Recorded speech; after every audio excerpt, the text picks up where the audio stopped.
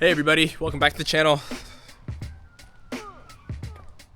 We got a lot to talk about. So long story short, as you guys saw in the last video, super excited about the CRV. And then the transmission gave out. Just like driving, decided to just rev out of nowhere. Check engine light came on. It was like, oh my god, whoa. So the check engine light came on and the car started acting really erratic. Luckily, I was able to make it to Orlando. That was where I was headed, and parked it up, got it over to Manny's shop, figured out that the transmission actually went bad. Yeah. So anyway, long story short, now we're on the hunt for a transmission. Found a transmission. Had somebody reach out on a Facebook Messenger, and he actually works at JDM Orlando. So we're gonna head to JDM Orlando, check out this transmission, see what it looks like, and then go from there. Hey guys, so we just got to JDM Orlando. Now we have to pick up the transmission. I gotta head inside. The guy just told me I gotta reverse in basically, so.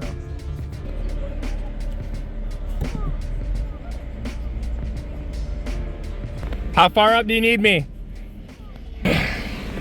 All right. So, got the replacement transmission. This is a JDM transmission from JDM Orlando. So, JDM Orlando is one of the biggest JDM parts distribution companies here in Central Florida, as well as Orlando. They're known for high quality parts. They've been doing this for a long time, so had to check them out. Had a friend here. Haven't seen him since I've been here though, so hopefully he'll be out somewhere here soon.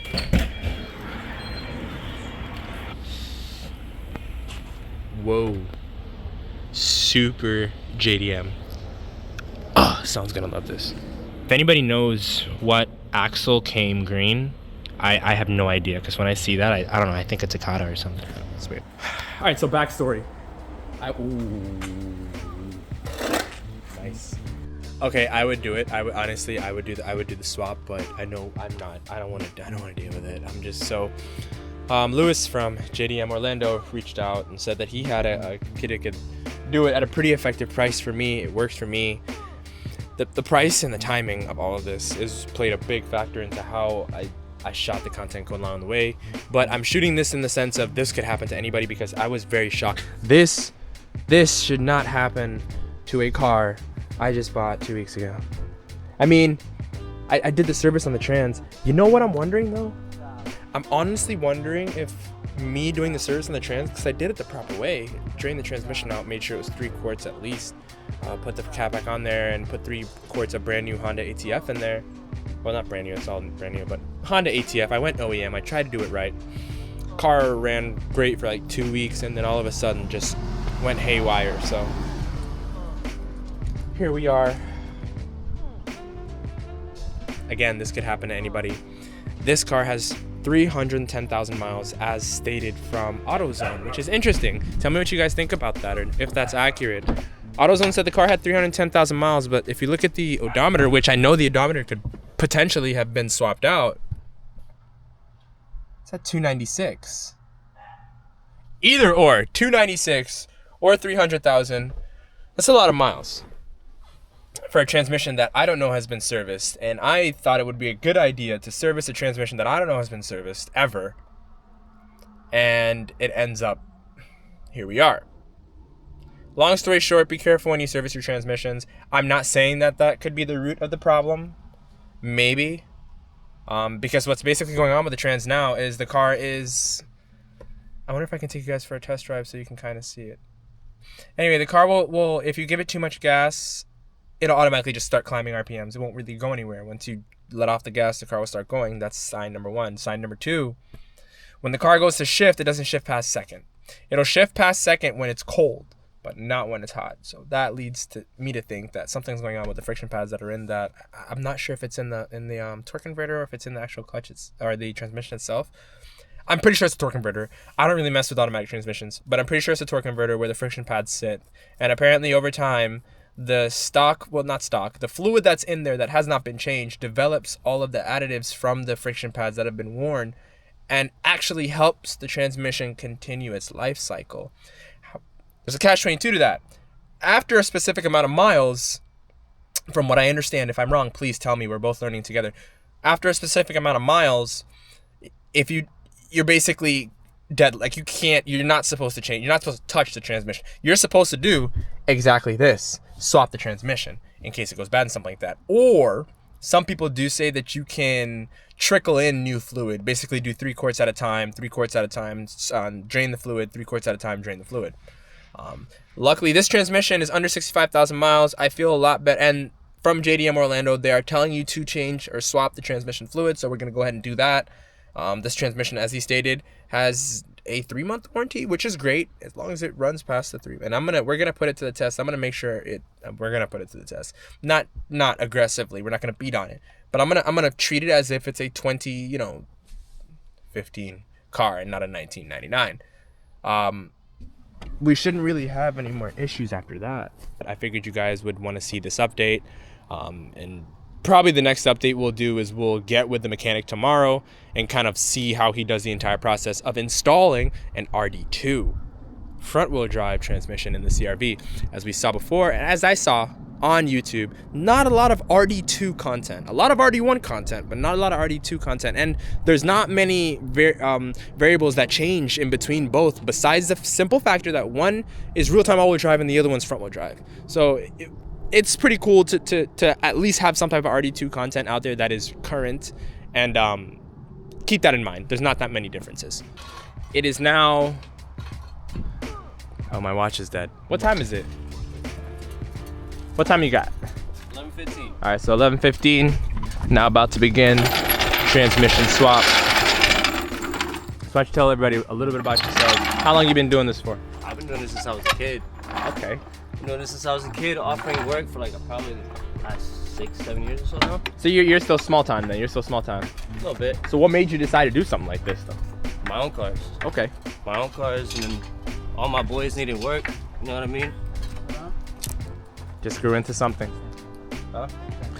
Let him get back to work, because that's a safety thing, so let him deal with that. But I think it's super cool to have locals in the area trying to grow themselves, doing what they love, because that's what I do. I love to do that.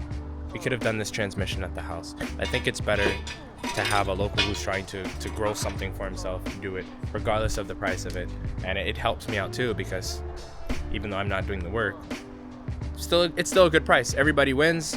He's able to get some more work done. I'm able to help further his business. It's the way it's supposed to be, man. We had to grab some fluid from O'Reilly's. Now, before you say anything, I know what your thoughts are on this. We should have went with Honda ATF. I do have Honda ATF at the house.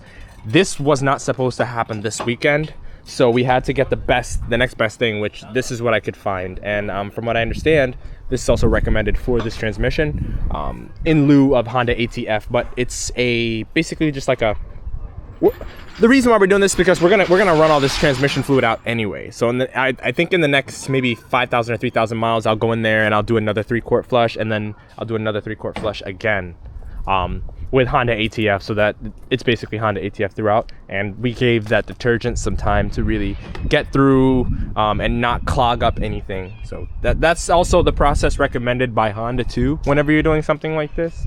But you know what? Let me talk to the actual mechanic and find out himself. So as far as a flush goes, what's the proper process to do the flush on a old school RD1, RD2, anything B series basically? Now, and I understand that auto is different from manual, so if you can, give me the differences for both. Right, so manual only carries, I think if I'm not mistaken, about 2.5 quarts of like manual synchro mesh. It could be essentially oil tube with a little bit thicker like additives and stuff. Automatic transmissions, if you drain that bolt, or if you take out the drain bolt, it's only going to drop 3 quarts. Okay. If I'm not mistaken, it holds about like 9 to 12 quarts fully. So when you drain it, it's only going to drain 3. You got to put in 3, drain 3 again, put in 3. You got to drive it around for a little bit so it can mix up. So all the oil could like go toward, like get cleaner, but you still got to drain it out because all the dirty oil is going to mix in, you know what I mean? Yeah, makes sense. It's a little bit of a process. It's like a 4-cycle procedure to actually get it clean.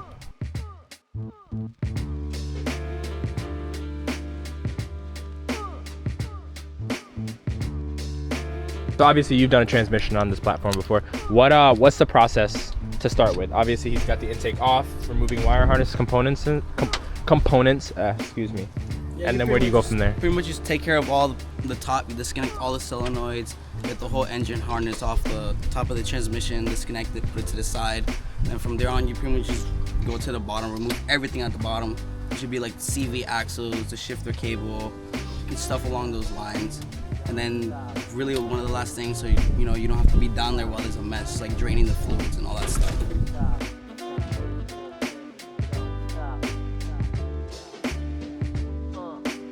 All that's left is taking out this axle. We're popping the axles out because it's already dislocated off of that knuckle. Shift linkage and torque converter bolts, and then we go unbolt it. The bottom of the pan. Wow.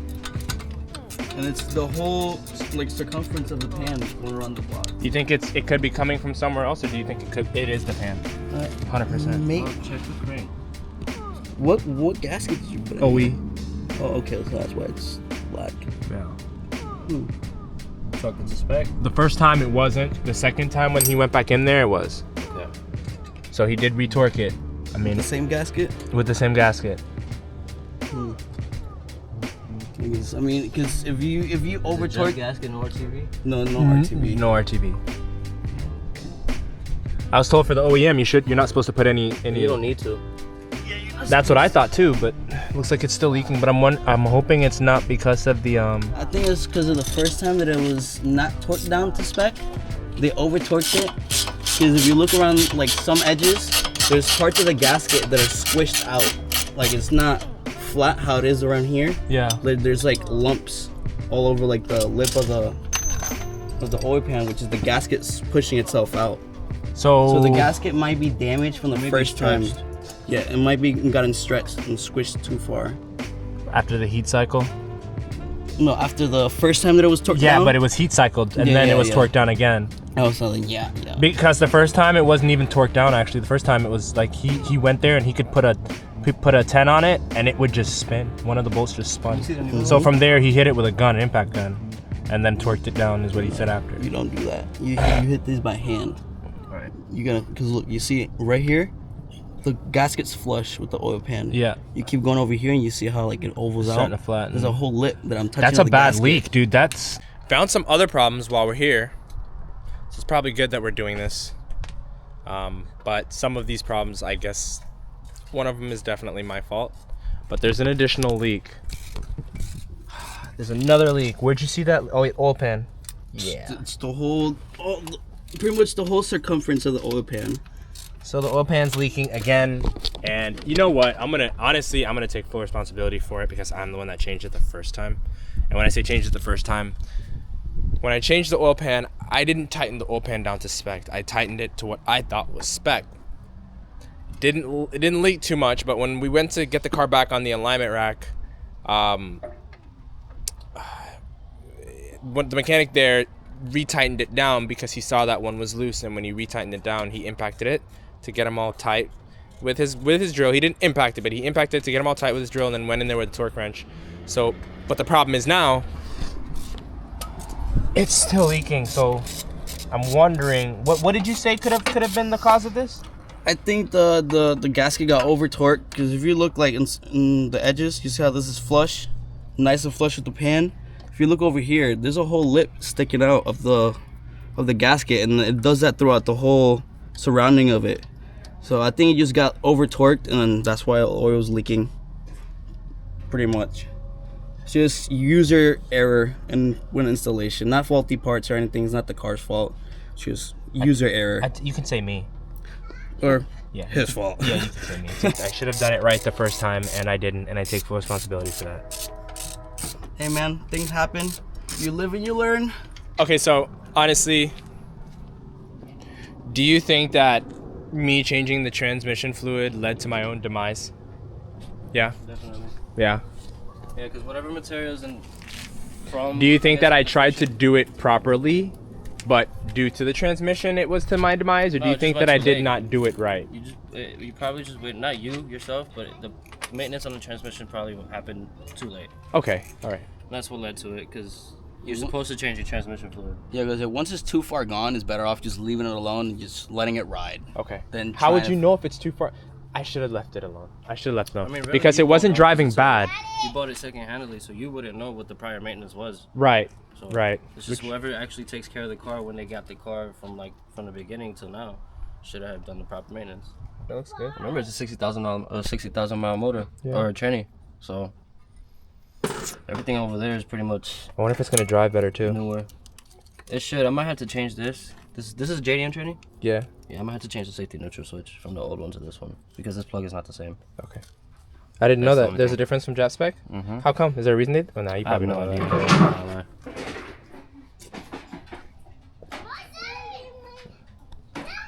Let me help you, Pippi. My car doesn't have this bracket completely at all. You got V-stack. Which one? Sir. Well, this, I was just making a joke. It's like, because he was like, why are you taking it off? I was like, oh, we're just not used to taking it off because we're not used to dealing with the stock intake box piping. Yeah. Usually every, like, RD1 that we get to has already been, like, molested. And this Oh, so we're stuff's, talking like, already basically gone. virgin beside the. Damn near. Okay, good. Got That's a lot good of OEM thing. brackets. That's a good and a bad thing. It's a good thing. It hasn't been molested. It hasn't been touched. Good thing for you, bad thing for us, because we gotta take off extra stuff. Right.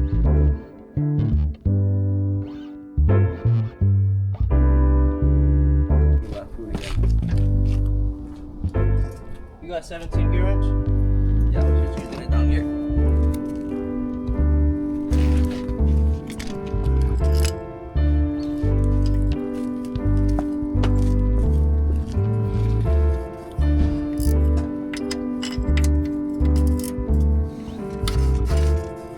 So now all brackets are off.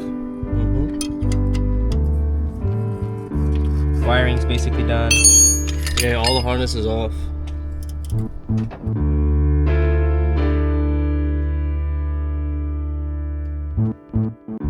That looks crazy. So what do we got? So, rear main seal doesn't necessarily look dirty. I don't think anything back there is from the rear main. I see oil coming out of here. Now, when the tranny was separating, from what you said when you cleaned it, it could have been seeping into the cracks and everything, and that's where the drip was coming from. Okay, all right. I don't believe that your rear main needs to be changed. Now, if you want us to, we're right here, right now. We can do it without a doubt. Here's the problem. I don't have a remain with me.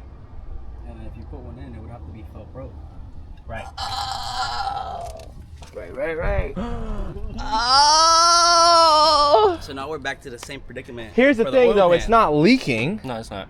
Yeah. So I'm feeling, because I feel like there's an OEM one in there, I'm feeling don't fix what ain't broke. Right. Because in the time period that the OEM one's gonna last, the Felpro is gonna go bad. Right. So why go through the trouble of pulling that right now and messing with something that's not broken? You're 100% right.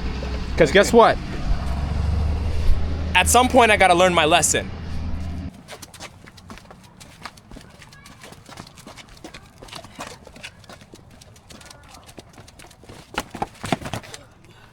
Good? How much is tripped on this? Not too much of a difference. Well, we're missing, the starter's not there, but not too much of a difference. This one also looks like it has the, it even came with the, that's not a flywheel though. What is that? Is that a flywheel? It's a flex plate. Flex plate, okay. I don't mess with automatic transmissions at all.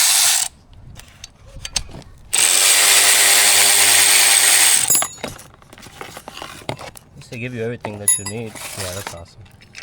Courtesy of JDM ORLANDO. Dude, they cut these off. Look how easy it was. I know. Probably want to use that hose clamp though.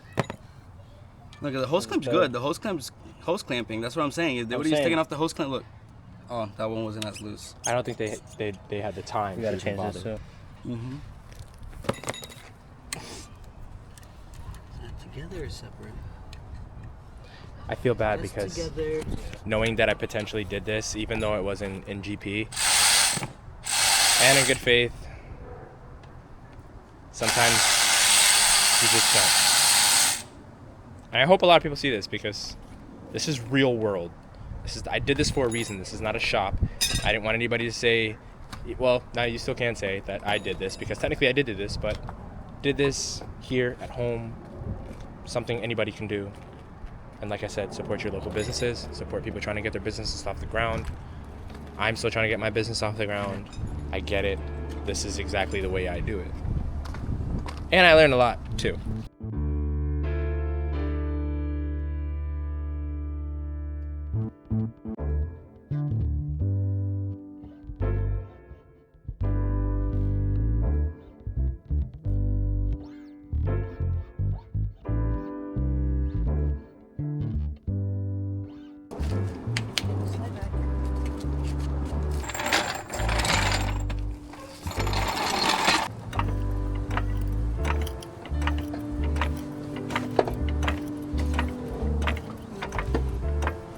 Forward. Alright, go up. Oh. I'm still doing that training.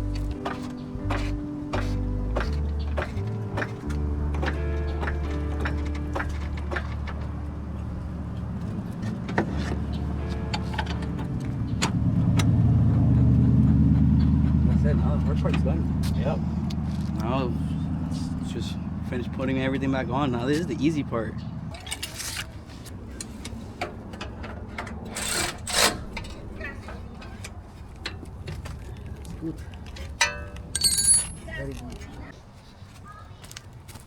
So we're taking off all the sensors just in case we need them, or I need them for future use, because they're still pretty much good.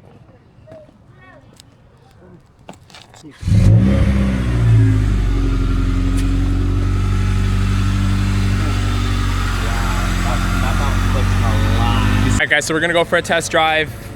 Everything should be working as it should. And if we don't, obviously if this B-roll stops, then obviously it didn't, but it shouldn't. But that's gonna be it for this video. Transmissions in, huge shout out to the crew. So guys, let's go ahead and do Instagram handles and then business name, absolutely. Business name, Right Hand Automotive. My Instagram is @c.hrbs, Chris_. My Instagram handle will be RD1 Mikey with 2 Y's at the end. If anybody needs their car worked on, how can they get in contact with you? You just DM me, or you can call my phone at 407-848-9744. That was good.